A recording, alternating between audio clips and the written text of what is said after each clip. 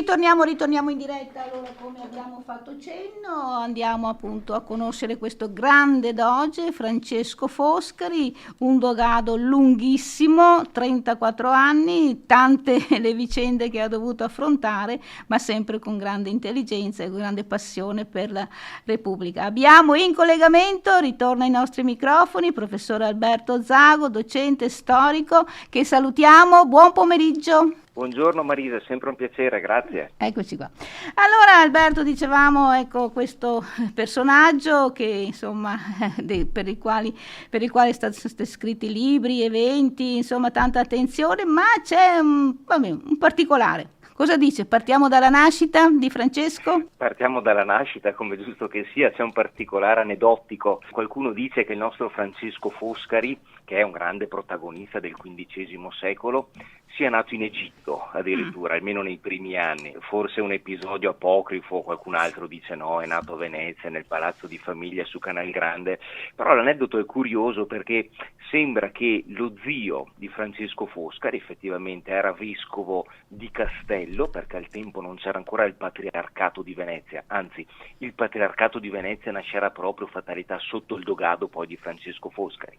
Lo zio era vescovo di Castello, e quindi diciamo di Venezia, ma con sede a Castello, entra in rotta di collisione per qualche motivo con le autorità della Serenissima e la famiglia Foscari, o almeno alcuni dei suoi membri, ritengono che sia il caso di emigrare almeno per qualche anno ad Alessandria d'Egitto, dove pure c'era una comunità di veneziani, di mercanti, e là il padre del nostro Francesco, si chiamava Nicolò, incontra un altro mercante veneziano che di cognome faceva Condulmer ed entra in contatto, c'è sinergia, c'è visione di intenti, c'è comunanza di intenti, e sembra che un eremita, che pure si trovava nella comunità veneziana, vedendo questi due grandi amici mercanti dialogare con così tanta passione e intimità insieme, abbia profetizzato che il figlio di entrambi avrebbe raggiunto le posizioni apicali, l'uno nel potere temporale, e quindi Francesco Foscari sarebbe diventato doge, e l'altro invece le posizioni apicali del potere spirituale, e quindi sarebbe diventato papa. Ed effettivamente Gabriele Condulmer diventerà poi Eugenio IV, uno dei pochi papi veneziani che ci sono stati nella storia, e che però ha intersecato la sua vicenda biografica proprio con quella del nostro doge Foscari. Ecco, questo è un aneddoto per dire che in questo periodo così travagliato della prima metà del XV secolo abbiamo alcuni grandi protagonisti in Italia, Francesco Foscari sicuramente, Filippo Maria Visconti a Milano, Cosimo de' Medici, capostipite politico della dinastia medicea, e abbiamo anche un papa, questo Eugenio IV, che pure era veneziano, che a volte incontrandosi, a volte scontrandosi, nella prima metà del secolo più scontrandosi che altro, hanno riconfigurato, diciamo così, la cartina geografica della nostra penisola. Certo, ecco. protagonisti senz'altro dell'epoca, indubbiamente. Certo. Ecco, niente, il nostro Francesco Foscari, come diceva lei, ha un primato, anzi ha più di un primato. Tutto sommato il suo dogado è stato il dogado dei record o dei Guinness dei primati, potremmo definirlo, perché intanto lui venne eletto doge nel 1423 ed era molto giovane al tempo, aveva 49, forse 50 anni. Non il doge più giovane in assoluto, perché nei secoli precedenti ne vennero eletti di più giovani, però nel suo periodo tra il 1400 e il 1500 sì, era anomalo avere dei dogi così giovani, tanto che gli storici hanno fatto un conto e hanno detto che nel corso del XV secolo l'età media per accedere alla massima carica della Serenissima era di 72 anni, perché sappiamo che i dogi venivano scelti anziani perché avevano una serie di caratteristiche, di capacità, di esperienza, e anche perché in questo modo si sarebbe dato più velocemente il riciclo alla classe dirigente. E invece il nostro Francesco Foscari, che badiamo bene, veniva da una famiglia importante ma non importantissima, ovviamente era un aristocratico ma non tra le famiglie più antiche dell'aristocrazia veneziana, era una famiglia ricca ma non ricchissima, non aveva avuto dogi in precedenza, Francesco Foscari è stato l'unico doge che i Foscari hanno dato a Venezia, per cui Francesco Foscari è un personaggio che si è proprio fatto largo con le proprie capacità, è stato molto intuitivo, molto strategico, aveva un'intelligenza acutissima che metteva spesso a disagio gli interlocutori, dicono le fonti, una memoria straordinaria e poi una grande capacità retorica. Venne eletto molto giovane per capacità e per meriti acquisiti sul campo, fondamentalmente, non perché avesse appoggi altolocati. Perché, pensi, è un altro episodio noto della sua gioventù, lui tra i 30 e i 40 anni riesce ad essere eletto in tutti i consigli più importanti del consesso politico veneziano.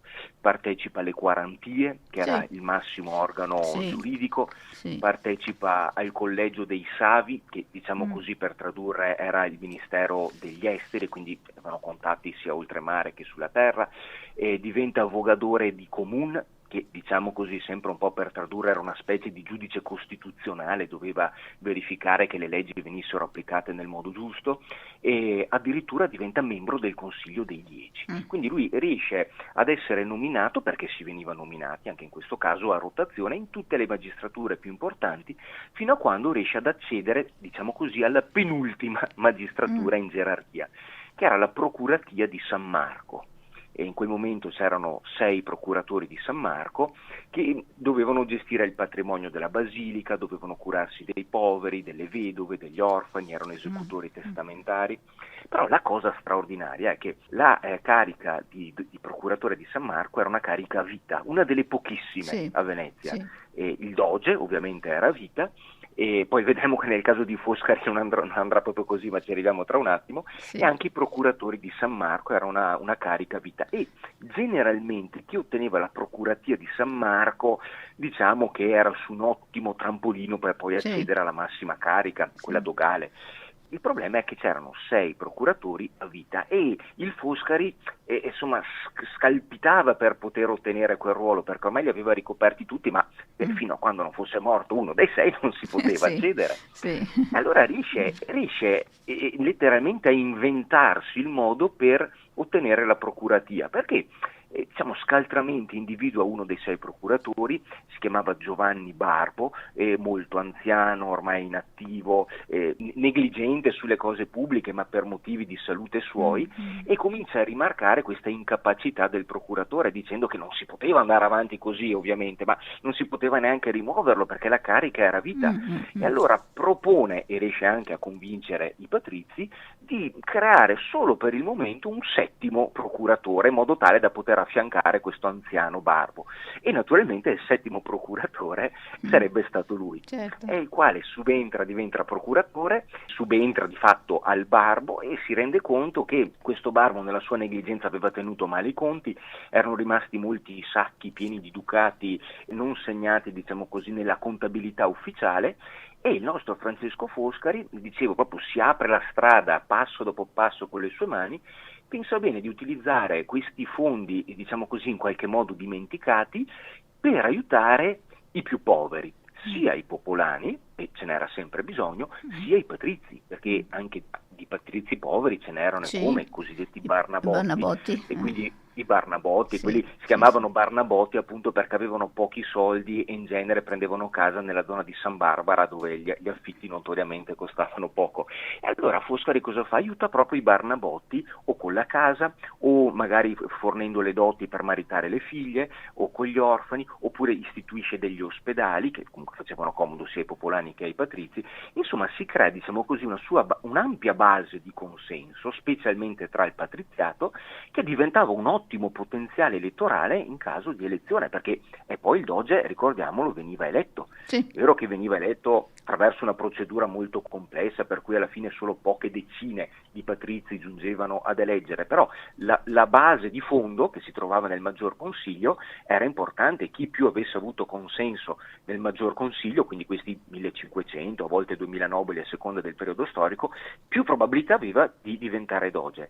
E lui riesce a fare proprio questa cosa, si crea questa base di consenso, e quando muore il doge in carica, era Tommaso Mocenigo, siamo nell'anno appunto 1423, ovviamente si indicano, diciamo così, nuove elezioni, c'è la campagna elettorale, ci sono sempre quei 4-5 personaggi in lizza che più probabilmente possono essere eletti, tra questi c'era anche lui, E questa ampia base di consenso che si era creato dal nulla riesce a tradurla poi nella sua elezione personale a Doge. Per cui un personaggio che diventa Doge molto giovane, secondo i canoni del tempo, e che, come dicevamo, istituisce dei record, perché poi il suo dogado sarà il dogado più lungo nella storia della Serenissima, perché durerà 34 anni, dal 1423 al 1457. Certo. Ecco, teniamo conto che, facendo un calcolo proprio puramente aritmetico che dice quel che dice, su 1100 anni di storia di Venezia i dogi sono stati 120,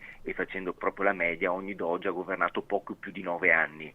Poi è vero che dipende dai periodi storici, però governare 34 anni era una cosa che non si era mai vista. Un record senz'altro. Un record assoluto, e non si vide nemmeno più nei tempi successivi. Certo. E allora andiamo un po' uno sguardo, Alberto, insomma, all'interno, no? Lui, questa espansione territoriale, che è stato molto attento, riunì il Veneto, Friuli, parte della Lombardia, un pochino anche il Trentino verso Rovereto. Ecco, che merito ha di aver così creato, se possiamo dire, il Veneto, Alberto? Sicuramente ha dato una forte impronta, e non è stato il primo doge, diciamo così, a mettere piede nel Veneto, perché l'espansione della Serenissima in Veneto avvenne tra il 1404 e il 1405, quindi diciamo una ventina d'anni prima che il Foscari diventasse doge, sotto un altro famoso doge, Michele Steno. Quella fu la prima base territoriale della Serenissima. Però è anche vero che in questo dogado lunghissimo del Foscari accadde un po' di tutto, perché da un lato Venezia giunge alla sua massima espansione territoriale nell'entroterra, dall'altro lato però si consuma in Oriente nella guerra contro i turchi, in particolare contro Murad II, che era questo sultano che padre di Maometto II, che poi prenderà Costantinopoli, che imprime una forte spinta espansionistica nell'impero ottomano e dà filo da torcere a tutti quanti, anche a Venezia. Tanto che molti storici dicono che il grosso cruccio del dogado di Francesco Foscari fosse proprio quello di essere compresso tra questi due teatri di guerra. Da un lato l'entroterra italiano, che ha prosciugato e drenato risorse a non finire a Venezia. Pensi che questa guerra nell'entroterra italiano durerà 30 anni, e facendo i calcoli ogni anno la Serenissima spendeva qualcosa come 550.000 ducati d'oro, che era una cifra enorme.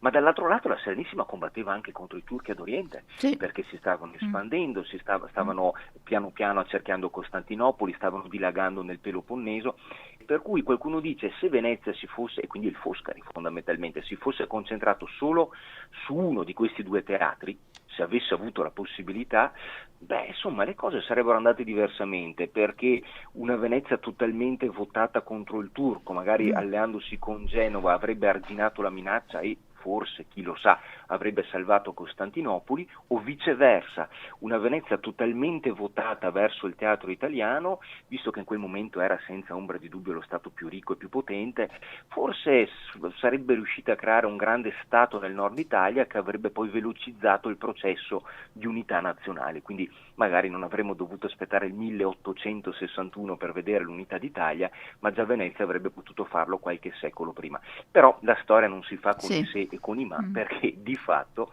il Foscari si trova compresso tra questi due teatri di guerra. E lei domandava il merito, diciamo che lui si impuntò nella sua politica estera, perché quando morì il doge precedente, dicevo Tommaso Mocenigo, c'è questa nuova campagna elettorale, e alla fine i due candidati, come dire, in lizza ne rimasero due. C'era il Foscari da una parte, che aveva fatto una grandissima carriera amministrativa, come dicevo prima, amato dai patrizi, però sguarnito di esperienza militare.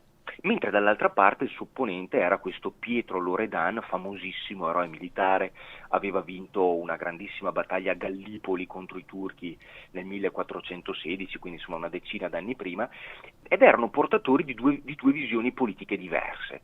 Il Foscari e spingeva per un'espansione territoriale di Venezia nell'entroterra, Sì. per cui non bisognava accontentarsi del Veneto, in quel momento lì c'era sostanzialmente solo il Veneto, quindi si chiamava la Marca trevigiana o Marca veronese, bisognava espandersi oltre fino in Lombardia, perché c'era la minaccia dei Visconti, questo Filippo Maria Visconti che era molto aggressivo, Sì. non faceva mistero di voler creare a sua volta un grande stato territoriale nel nord Italia che inglobasse Lombardia, Liguria, parte della Toscana, parte dell'Emilia Romagna e anche parte del Veneto, e quella era una minaccia mortale per Venezia, perché se si fosse creato un grande stato territoriale alle proprie spalle in terraferma, dopo la libertà dei commerci, soprattutto sui fiumi, per dire, che fine avrebbe fatto? Sarebbe stata soffocata, per cui era una minaccia da prendere seriamente. Mentre dall'altro lato c'era questo Pietro Loredan che diceva no, non dobbiamo troppo preoccuparci dell'entroterra, la nostra ricchezza viene dall'Oriente, dobbiamo preoccuparci più che altro dei turchi che stanno rivoluzionando tutto lo scenario e là custodire i nostri interessi. Ecco, naturalmente dietro queste due filosofie politiche c'erano anche due aree del patriziato diverse. I patrizi più poveri, quelli che Foscari aveva sempre, diciamo così, attenzionato, aiutato, erano per l'espansione nell'entroterra, perché espandendosi nell'entroterra Venezia avrebbe assoggettato più città e avrebbe creato nuove cariche istituzionali, i famosi rettori veneziani che venivano mandati a Brescia, Bergamo, Verona, Vicenza a governare. E chi avrebbero mandato? Beh, probabilmente proprio i patrizi più poveri che finalmente avrebbero avuto un lavoro con un reddito assicurato. Ecco. Mentre dietro il Loredan, Pietro, c'erano i patrizi più ricchi che già avevano i loro interessi in Oriente e quelli volevano accudire. E la campagna elettorale fu straordinaria, perché mi dilungo solo 30 secondi, e il buon Foscari molto acutamente non attaccava il suo avversario Loredan dicendo che no, tutto sommato era un militare di mezza tacca, che non si era guadagnato la gloria sul campo, perché era evidentemente falso, ma addirittura enfatizzò la bravura e la capacità militare del suo avversario, dicendo che proprio perché era un capitano di galera così straordinariamente competente, la Repubblica non poteva privarsene facendolo doge, doveva restare a fare il suo lavoro e quindi è naturale che bisognava votare certo per lui. Alla fine vinse il nostro Foscari, diede effettivamente avvio e impulso a questa politica espansionistica che, come dire, prosciugò Venezia, impegnò Venezia per 30 anni, riuscì anche a ottenere alcuni risultati, perché in questi 30 anni, anche grazie al servizio di capitani di ventura straordinariamente capaci, avevamo fatto, si ricorda sicuramente, una trasmissione sul Colleoni che diede il suo contributo in questi anni, questo grande condottiero di Bergamo, però non c'era solo lui, c'era anche Francesco Sforza che a un certo punto Sforza ha cambiato tutte le casacche possibili e immaginabili, ad un certo punto viene assoldato anche da Venezia. C'era il Carmagnola, anche il Carmagnola cambia casacca, prima serve i Visconti, poi viene assoldato dai veneziani, e sotto il Carmagnola, per esempio, Venezia riesce a prendere Brescia nel 1426, quindi praticamente 2 anni dopo l'elezione del Foscari,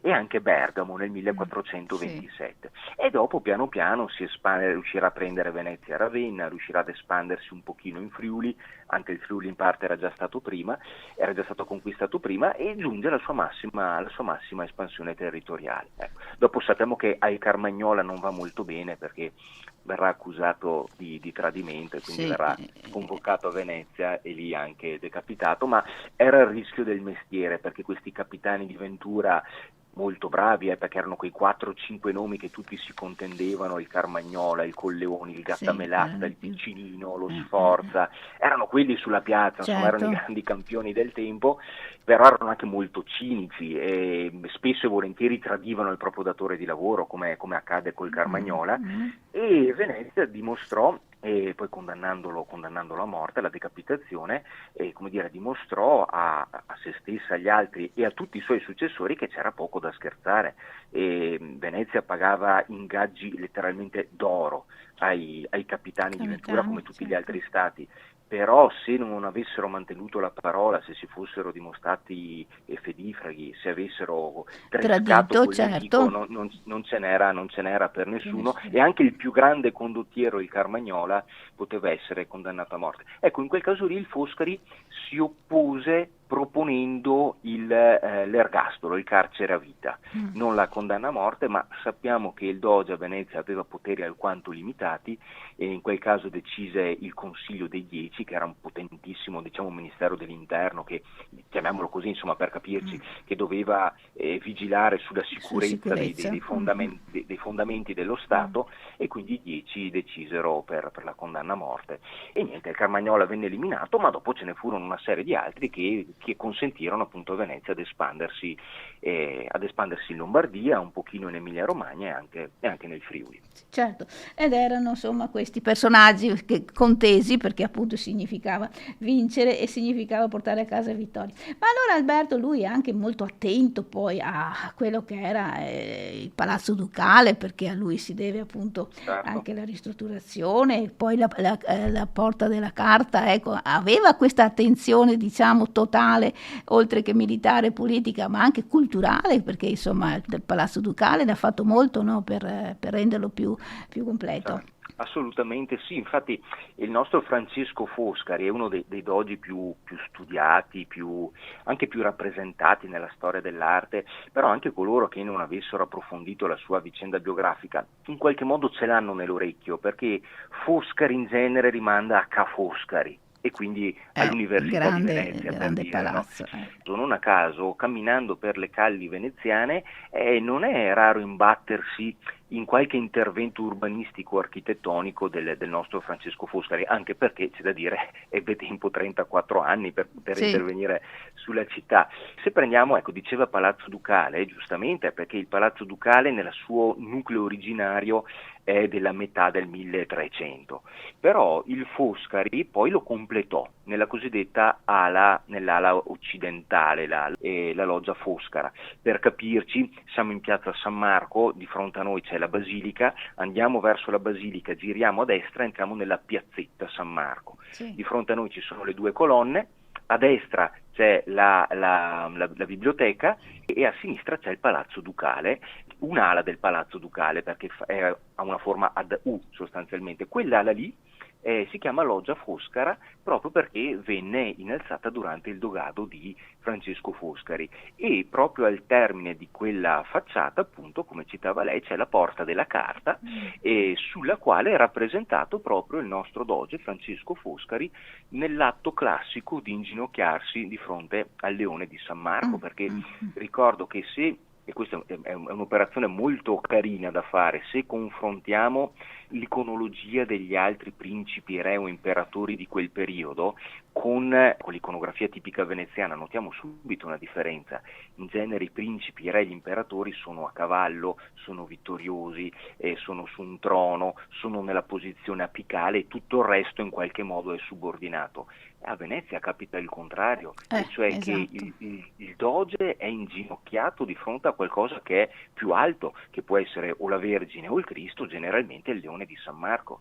E non è solo una questione iconografica, perché ovviamente dietro le immagini hanno sempre veicolato dei significati politici, dietro le immagini c'è un concetto preciso, e cioè il doge non è a capo di Venezia, è a servizio. Di Venezia.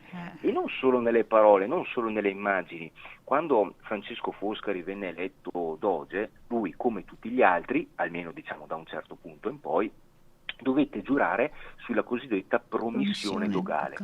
Che cos'era? Era sostanzialmente un documento che nel caso del Foscari includeva un'introduzione e qualcosa come 118-120 articoli, qualcosa del genere, sui quali il Foscari giurava di rispettare un certo vincolo, per cui ogni punto diceva puoi fare questo, non puoi fare quest'altro, non puoi fare quest'altro, cioè l'idea fondamentalmente è quella di una sorta di Costituzione, no? Che vuole limitare e disciplinare la gestione di chi ha il potere, e quindi il doge era a servizio di Venezia e su alcune cose aveva carta bianca, su molte altre no. Per esempio, ma magari ci torniamo dopo, per ben 3 volte durante il suo lungo dogado il nostro Foscari chiese di poter abdicare, aveva una serie di ragioni, voleva lasciare il trono, e ma non poteva decidere lui, perché lui è a servizio di Venezia, non era libero nemmeno di decidere di abbandonare tutto e andarsene in pensione, diciamo così.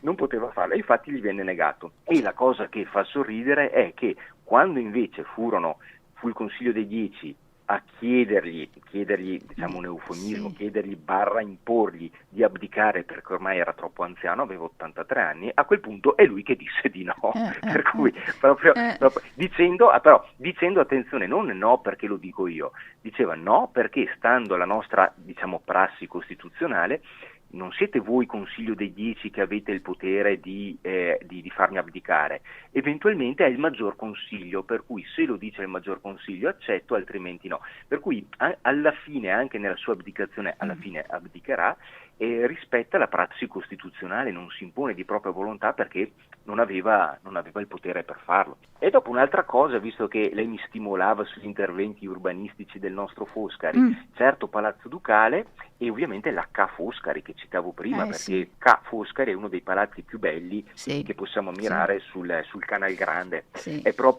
Sorge proprio sull'ultima ansa prima che il Canal Grande diciamo attraversi il ponte dell'Accademia e sfoci nel canale della Giudecca.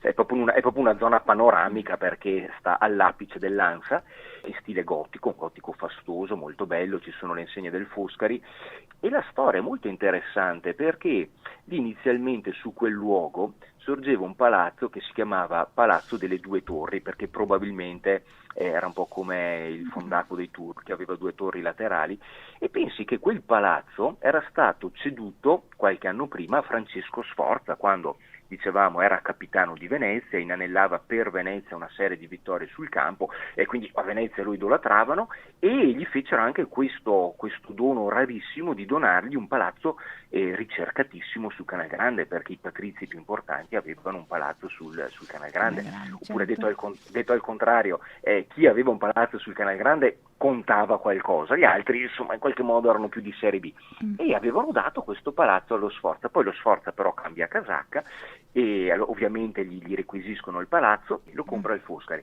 Siamo nel 1453-54, stava finendo quella guerra di 30 anni di cui parlavamo prima, no? Perché il Foscari diventa doge nel 23 e subito dopo comincia la guerra, dura 30 anni e finisce nel 54. Un esborso tremendo per Venezia, per tutti gli altri stati, casse vuote, finanze dissanguate e proprio in quel momento, questo è molto significativo, proprio in quel momento quando la guerra stava per finire, per 30 anni di soldi non ce n'erano stati, pensi che proprio in quel momento a Firenze Cosimo de' Medici interrompe il cantiere di Palazzo Pitti, perché pure Palazzo Pitti lo stavano costruendo in quel momento lì, ma non c'erano soldi neanche a Firenze, eppure i Medici erano dei banchieri, insomma, i soldini ne giravano là. A Firenze interrompono i lavori e che cosa fa il Foscari? Dà ordine di costruire il suo palazzo, mostrando a tutti quanti che sì, Venezia aveva le casse vuote, si era dissanguata, ma di risorse non solo da destinare alle spese militari, anche da destinare al decoro della città, e ce n'erano ancora. Un messaggio politico molto forte. Siamo alla fine della guerra, voi interrompete i lavori, io mi costruisco il mio nuovo palazzo, dove probabilmente non sarebbe mai andato ad abitare perché lui era doge e il doge doveva vivere a Palazzo Ducale, questo lo imponeva la promissione dogale, appunto. I re di Francia andavano dove volevano, avevano castelli un po' dove volevano, il doge era quasi, diciamo così, agli arresti domiciliari, Certo, doveva aveva vivere un appartamento per lui, quindi insomma doveva sì, rivedere. esatto, per carità, una prigione dorata, Sì, intendiamoci, sì, però sì. era un limite anche quello. Certo. E quindi ecco, la Ca' Foscari nasce con questo presupposto e dopo è anche vero che al di là delle intenzioni del Doge quando ne ordinò l'edificazione, ospitò il Doge nell'ultima settimana della sua vita, perché poi, dicevo, il Doge ad un certo punto abdica, era molto anziano, lo obbligano di fatto ad abdicare, ma seguendo una procedura costituzionalmente corretta, e lui pensava di trascorrere quello che gli rimaneva da vivere, aveva 83 anni, gli ultimi anni della sua vita visitando i monasteri, ce n'erano molti in laguna, e invece fa tempo a sentire le campane si ritira nella sua nuova casa, Ca' Foscari, fa tempo a sentire le campane di San Marco in festa per l'elezione del suo successore, quindi uno dei pochissimi dogi che ha potuto anche sentire, come dire, essere presente all'elezione del suo successore, questo Pasquale Malipiero, però morì pochi giorni dopo, in pratica muore una settimana dopo l'atto della sua abdicazione, e quindi insomma la Ca' Foscari di fatto non fu mai casa sua, ma rimase il suo simbolo, il suo cognome fino alla nostra università. Certo, un'immagine straordinaria all'epoca e un prestigio adesso, perché insomma è un'università importante in questo palazzo. Alberto, andiamo un po' nella vita privata. Lui si sposa 2 volte, con la prima moglie Maria Priuli ha 4 figli, con la seconda Marina Nani ha 6 figli, in tutto insomma sono 10. Però insomma i figli non sempre danno soddisfazioni e qualche volta ci sono delle sorprese. Andiamo un po' a questo fatto che l'ha veramente amareggiato, l'ha veramente reso triste. Sì, una delle pagine personalmente più tristi per il Doge, perché effettivamente Foscari nella sua vita venne compresso tra 2 grandi dimensioni: da un lato politicamente parlando i turchi a Oriente e i problemi italiani a Occidente, ma dall'altro lato nella vita privata venne compresso tra il suo ruolo di pater patriae, padre della patria, Doge, e il suo ruolo di pater familias, padre di famiglia, perché si trovò ad affrontare un conflitto di interessi, oggi lo chiameremmo così, veramente lancinante, perché uno dei suoi figli, Jacopo, insomma, fece di tutto per dargli quanti più grattacapi possibile, diciamo così. Fu sfortunato, si sposò 2 volte, come diceva lei, in tutto aveva diciamo che seguì, diciamo così con una battuta la par condicio, in tutto 5 figli maschi, 5 figlie femmine. I maschi però morirono tutti prima di lui, le femmine no, gli sopravvissero 3 femmine, mi sembra.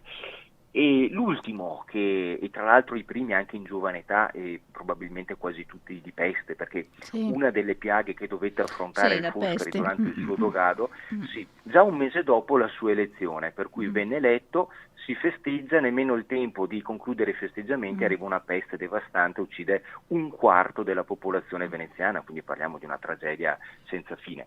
E molti dei suoi figli vennero appunto portati via dalla pestilenza. E sopravvisse questo Jacopo Foscari. Che tipo era? Gli storici hanno scandagliato la sua figura. Diciamo che lui era un personaggio intelligente, di vasta cultura, ambizioso,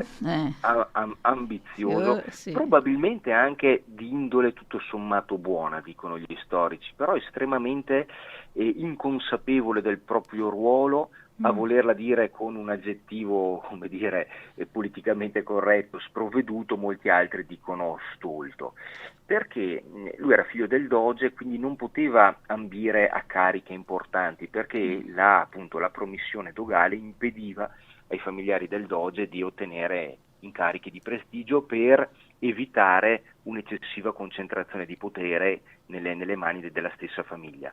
E quindi si diede soprattutto agli studi umanistici, entrò in contatto con diversi letterati di tutta Italia, e queste sue relazioni internazionali però lo resero anche l'obiettivo di personaggi molto più scaffati, molto più cinici di lui, veri e propri squali, che tentarono di corromperlo, e lui anche ingenuamente si lasciò corrompere o accettò dei doni, perché un'altra cosa che era vietata ai familiari del Doge era quella di accettare dei doni, e quindi soldi, doni, specialmente da principi o signori stranieri, perché naturalmente dietro il dono c'è un piacere che attende poi il corrispettivo, no? Attende di essere restituito, se non proprio la corruzione.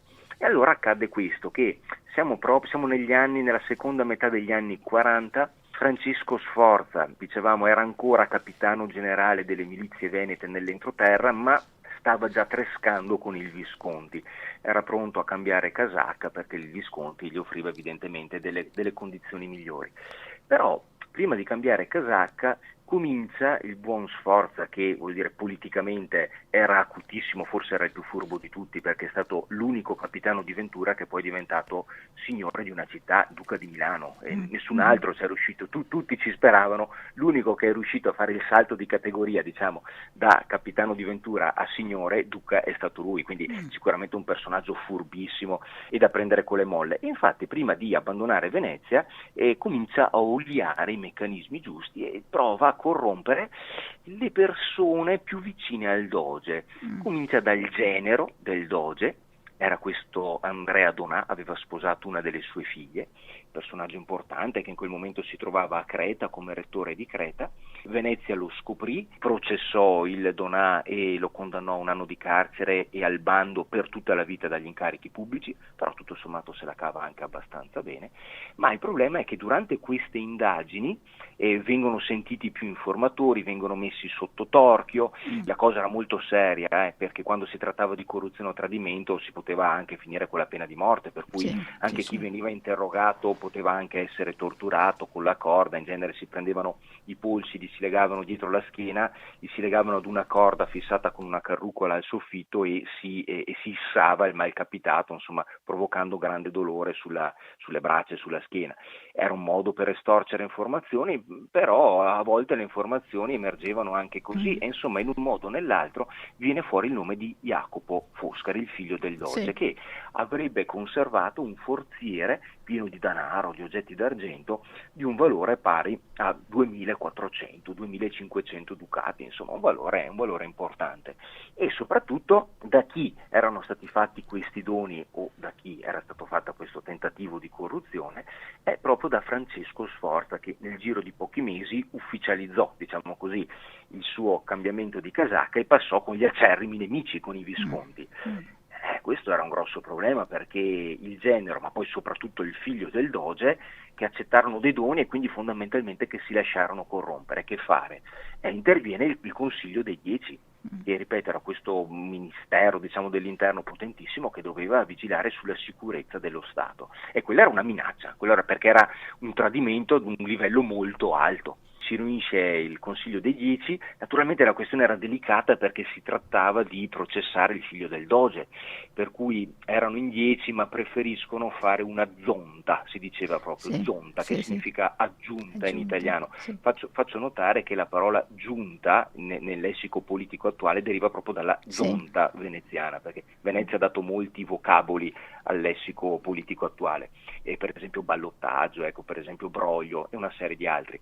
E allora una zonta di 25 patrizi, perché i 10, dovendo maneggiare una questione così delicata, preferivano allargare la base della responsabilità ed essere un pochino più solidi nelle loro decisioni, e decidono di far arrestare e mettere sotto torchio Jacopo Foscari perché doveva parlare. Peccato però che il Foscari, cioè Jacopo, non il doge, il figlio, avesse mangiato la foglia ed era già fuggito a Trieste. E allora i 10 perseverano e proseguono con il processo in contumacia, quindi anche in assenza, e giungono ad una sentenza di condanna. Si era lasciato corrompere ed era gravissimo e pertanto la pena prevista era l'esilio a vita di Jacopo a Nauplia di Romagna. Siamo nel Peloponneso del Sud, in una cittadina veneziana che era la capitale della zona. Esilio a vita là. E là, tra l'altro, avrebbe dovuto ogni giorno presentarsi alle autorità per far vedere che non scappava, che era presente, doveva riferire sulle sue attività, non poteva avere più di 3 servi, doveva essere trattato come un comune cittadino, quindi veniva anche declassato socialmente e se avesse tentato di fuggire o di trasgredire gli ordini, doveva essere portato a Venezia e decapitato in piazzetta San Marco tra le 2 colonne, per cui una sentenza particolarmente pesante. Il problema era che Jacopo era fuggito a Trieste e allora i 10 cosa fanno? Incaricano un nobile trevisan, lo imbarcano su una galera perché si recasse a Trieste per andare a prelevare Jacopo e per portarlo appunto a Nauplia di Romagna.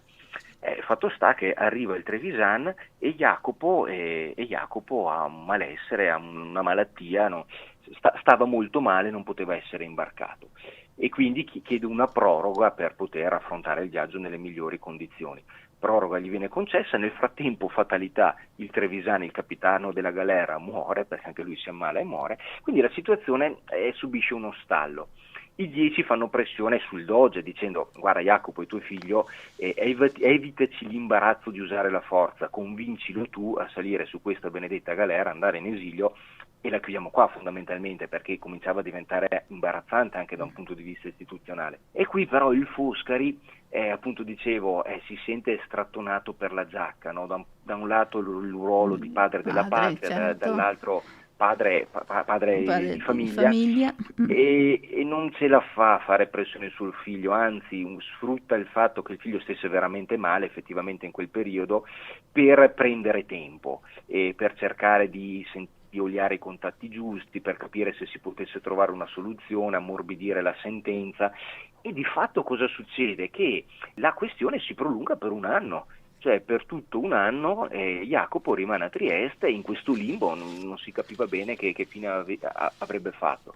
Se non che il Foscari, molto afflitto per questa questione, tra l'altro cominciava già ad avere una certa età perché siamo nel 1445-46, per cui insomma entrava già nella settantina, diciamo. Molto afflitto, comincia a presenziare meno ai consigli, comincia a rimanere più ritirato nelle sue stanze, meno presente nella vita attiva. Se ne accorgevano i consiglieri che il Foscari non aveva più quella grinta che il Doge dovrebbe avere, no? Quella presenza, quella leadership. Il Foscari, forse il Foscari lo fece anche apposta, perché anche lui, quanto insomma furbizia politica, non era secondo a nessuno. Inoltre, però, rispetto alle regole, inoltre una domanda, una richiesta ufficiale al Consiglio dei 10 chiedendo di mitigare la sentenza, e argomenta dicendo: io ormai sono molto anziano, avevo 5 figli maschi, 4 purtroppo sono morti, e non potete essere così crudeli da mandare nel Peloponneso il mio ultimo figlio, perché è chiaro che non potrò mai più vederlo, e il mio animo afflitto, e se il mio animo afflitto dopo sarò anche meno efficiente sul posto di lavoro, nel mio ruolo pubblico. E poi dice: sapete quanto mi sono speso per il bene della patria? Quello è vero, insomma si era sempre speso tantissimo, per cui vi chiedo un atto di clemenza, di mitigare la sentenza. E il Consiglio dei 10 lo fa anche, e non era scontato, perché a volte fu molto severo, dipendeva anche da chi in quel momento incarnava il ruolo del Consiglio, e quindi la sentenza viene mutuata, l'esilio non più a Nauplia di Romagna, quindi in Peloponneso, ma a Treviso. Non a Venezia, per carità, ma Treviso in qualche modo era vicino.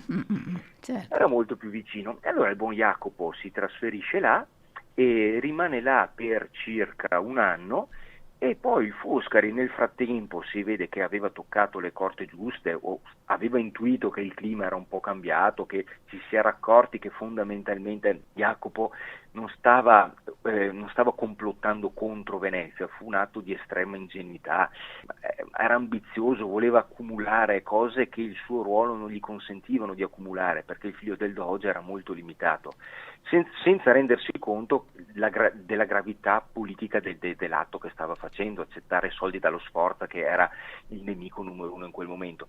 Per cui insomma dopo un anno di esilio a Treviso, il Doge torna a supplicare i 10 di usargli clemenza, di fare tornare il buon Jacopo addirittura a Venezia, e alla fine glielo concedono. E anche questo tutto sommato è un merito personale del Foscari, perché in decenni di dogado si era guadagnato una stima e un'autorevolezza che gli consentivano anche di incidere su altri organismi politici che di per sé erano completamente autonomi dal Doge, avrebbero potuto prendere qualsiasi decisione, i 10. E quindi il buon Jacopo torna a Venezia. Sembrava che le cose andassero per il meglio, quando ancora una volta invece la situazione precipita, perché cosa succede? Che sostanzialmente sta finendo la guerra. Siamo ormai, non mancava molto, siamo nel 1450, ecco, mancavano 4 anni alla fine della guerra, e Venezia è scossa da un omicidio politico tremendo. Un membro del Consiglio dei 10, un altro Donà, viene pugnalato a morte in una calle a Venezia, in una serata. Omicidio tremendo, perché il Consiglio dei 10 significava veramente toccare una delle autorità più importanti. E allora viene messa una taglia, chiunque sapeva qualcosa doveva parlare, non parla nessuno, e allora si inaspriscono le pene, chi sa e non parla rischia addirittura la pena di morte, perché questo era il clima. Si fa avanti un patrizio, un tal Venier, con una bomba, dicendo io so chi è stato ad orchestrare l'omicidio del Donà, di questo membro dei 10, è stato ancora una volta Jacopo Foscari. Non era stato lui l'esecutore materiale, ma venne fatto il suo nome. E allora venne fatto arrestare un'altra volta, venne messo sotto tortura, senza nessuna, rispetto per il fatto che fosse figlio del Doge, ma lui negò sempre tutto, dicendo che assolutamente no, non c'era lui dietro. E alla fine non c'è nessuna prova che ci fosse lui dietro quell'omicidio, tanto è vero che i 10 lo condannano un'altra volta e lo condannano sostanzialmente alla stessa pena di prima, però non più a Nauplia ma a Candia, cioè a Creta, e là avrebbe dovuto trascorrere a vita il proprio esilio. Il che è una sentenza molto strana, perché se fosse stato colpevole, Jacopo era un omicidio così grave che, diciamo, nell'ottica del tempo avrebbe dovuto subire la condanna a morte. Se fosse stato innocente, invece, era una condanna fin troppo pesante, un esilio a vita. Per cui una sentenza che non era né carne né pesce, che tradisce probabilmente l'incertezza dei 10 e il fatto che non erano affatto certi che lui fosse l'omicida. È vero che l'opinione pubblica individuava proprio in Jacopo il colpevole perché era entrato ai ferri corti con il Donà, però insomma ce n'erano di patrizi che entravano ai ferri corti con altri patrizi e mica tutte le tensioni si traducevano in omicidi. Gli storici si dividono tra colpevolisti e innocentisti, però tendenzialmente, come dicevo, il nostro Jacopo era più un ingenuo, più un sprovveduto che non un facinoroso o un violento o una persona che orchestrava complotti, per cui se ci fosse da scommetterci qualcosina probabilmente era più innocente che colpevole, però di fatto venne mandato a Candia e lì ancora una volta se la gioca male, perché finisce la guerra in Italia con la pace di Lodi nel 1454, quindi quei 30 anni terribili finalmente hanno termine, il doge era ancora il nostro Foscari e Jacopo pensa probabilmente, perché noi deduciamo quello che può essergli balenato nella mente, probabilmente pensa che finita la guerra la situazione geopolitica si era distesa, i rapporti politici erano più sereni e che cosa fa? Ancora una volta fa quello che non deve fare, soprattutto un figlio del doge, prende carta e penna e scrive a Francesco Sforza, che nel frattempo era diventato signore duca di Milano, acerrimo nemico di Venezia fino al giorno prima, chiedendogli che cosa? Di intervenire presso le autorità veneziane per ottenere la sua liberazione, perché dice ricordati di tutto quello che mio padre ha fatto per te, di tutto, e quindi adesso è giunta l'ora di restituirmi il piacere, e quindi chiede a lui di liberarlo e sembra che addirittura, e questa è proprio l'apoteosi, avesse scritto un'altra lettera chiedendole lo stesso atto liberatorio a Maometto II, il sultano dei turchi, che pochi anni prima aveva conquistato Costantinopoli, per cui figuriamoci, per i veneziani era proprio, come dire, fumo negli occhi. E queste lettere vennero intercettate e quindi ancora una volta venne tradotto davanti al tribunale veneziano. Ancora una volta venne posto sotto tortura per fargli dire se stesse orchestrando qualche tipo di complotto, come mai aveva questi contatti con questi nemici della Repubblica, e lui si difese, e probabilmente anche qui diceva la verità, si difese dicendo, però anche qui capiamo quanto era sprovveduto e ingenuo, si difese dicendo che lui aveva scritto apposta quelle lettere perché venissero intercettate e in effetti le lasciò in bella vista sul suo comodino in modo che tutti i servi potessero vederle, perché se fossero state intercettate sapeva che sarebbe stato tradotto a Venezia e giudicato in tribunale e in quel modo avrebbe potuto vedere per l'ultima volta suo padre e sua madre, che ormai erano molto anziani e che se no non avrebbe più visto in vita sua. Per cui sarebbe stato un escamotage per poter tornare a vedere i genitori. Cosa succede? Che un po' rischioso però, Rischiosissimo perché il Consiglio dei 10 si sente anche un po' preso in giro a un certo punto, vengono fatte diverse proposte. Che facciamo con questo Jacopo Foscari che non vuole capire come deve comportarsi? E una di queste proposte era la condanna capitale, la decapitazione tra le colonne. Poi si vota, perché funzionava così, si votava all'interno del Consiglio dei 10, non passa, per fortuna di Jacopo, quella mozione, passa un'altra mozione per cui il buon Jacopo doveva tornarsene a Creta, in esilio, facendosi però anche un anno di galera nel frattempo, sempre a Creta. Il Consiglio dei 10, e termino tra un attimo, il Consiglio dei 10 consente alla dogaressa e al doge, cioè al nostro Foscari, di poter incontrare loro figlio un'ultima volta, perché poi sarebbe partito e non l'avrebbero mai più rivisto.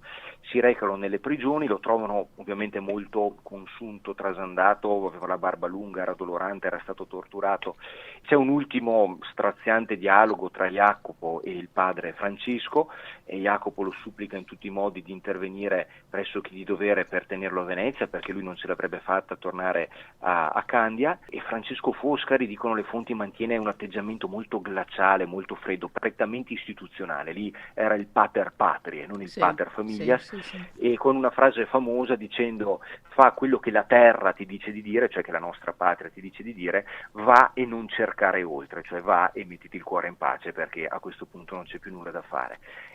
Jacopo allora accetta il suo destino, si imbarca. Però è anche vero che subito dopo la sua dipartenza i testimoni vedono il Foscari prorompere in un grande pianto, a singhiozzo, disperato, perché sapeva che quel figlio non l'avrebbe più visto. E purtroppo per il nostro Jacopo finisce male anche per lui, perché torna a Candia, si fa questo anno di galera e sembra che sia morto proprio durante questo anno di galera. Per cui anche il suo esilio terreno, diciamo, finisce così. Certo. Allora, qua mi arrivano i messaggi da Faustino, da Luca, da Daniele, da altri ancora, che sono felicissimi di averla sentita, ecco, in questa narrazione del doge Francesco. Grazie a tutti. Francesco, ma Foscari come muore allora, proprio veloce? Muore di vecchiaia, muore nel 1457, aveva 83 anni, lo obbligano ad abdicare e sopravvive ancora una settimana, però lui già stava un pochino male, forse cala anche la tensione del suo ruolo. Ai frari. Ed è sepolto ai frari, mi chiedono qua, sepolto ai frari, si può vedere ovviamente la tomba, certo. Ecco, quindi a parte i frari...